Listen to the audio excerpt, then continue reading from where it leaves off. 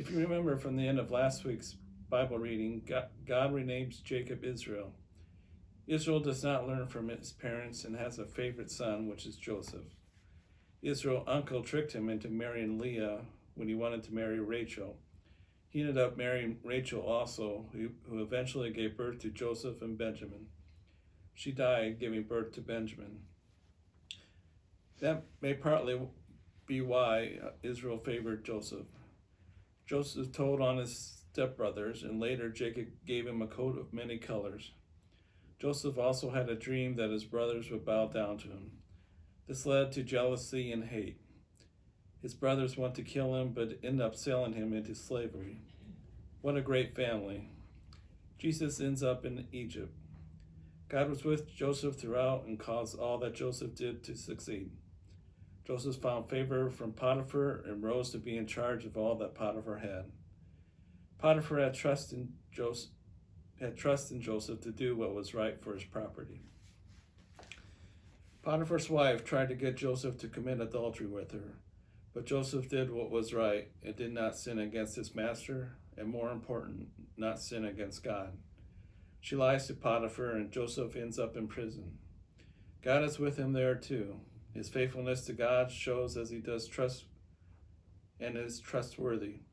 The prison warden put him in charge of things in the prison. God blessed Joseph, and Joseph succeeded in what he was doing and once again rose to the top. While in prison, Joseph interprets some dreams for some former servants of the king. They come true, although I'm sure one wished it did not. Pharaoh has a dream and no one can interpret it. The servant who survived and returned to his position tells Pharaoh about Joseph, who can interpret it. Tells about Joseph, who had interpreted his own dream. They bring Joseph before Pharaoh to interpret the dream. Joseph says he himself cannot do it, but God will give him his answer. Joseph tells Pharaoh what God has planned. There will be good years followed by a famine.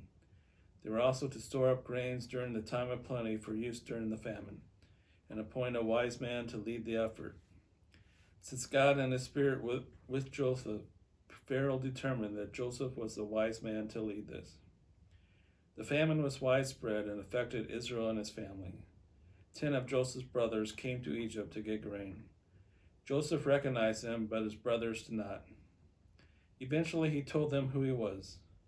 Did he have them thrown in prison? Did he have them killed? No. Why? He told them it was all part of God's plan to save the family. So the family came to Egypt and was saved. What is Joseph thinking? His brothers sell him into slavery. He rises to be the overseer of Potiphar's house, but then he does the right thing, but still gets thrown into prison. But God is with him and blesses him, and he oversold the prisoners. He interprets Pharaoh's dream and becomes the overseer over all the land of Egypt. What a roller coaster ride. He goes from the son of a well-off family to a slave. Then he goes from slave to overseer of the house of a powerful person.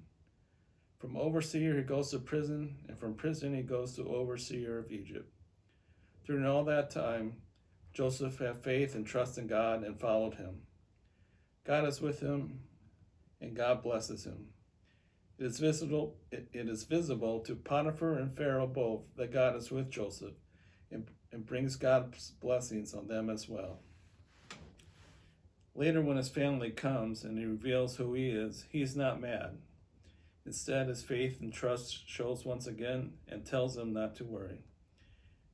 This has been all part of he tells them this has all been part of God's plan to save the family. Will we be followers of God who have faith and trust in him? Will others be able to tell that God is with us and see God bless us and even and those around us through us? We can all pray. We can have a faith and trust in God like Joseph. Later, when the family comes, he reveals who he is. He's not mad, though. Instead of his faith and trust shows that he credits all this as part of God's plan to save his family. We would think that Jesus would come from Joseph's line. Instead, Instead, Jesus comes from his brother Judah's line. We don't know when God might be using us to help facilitate a plan he has.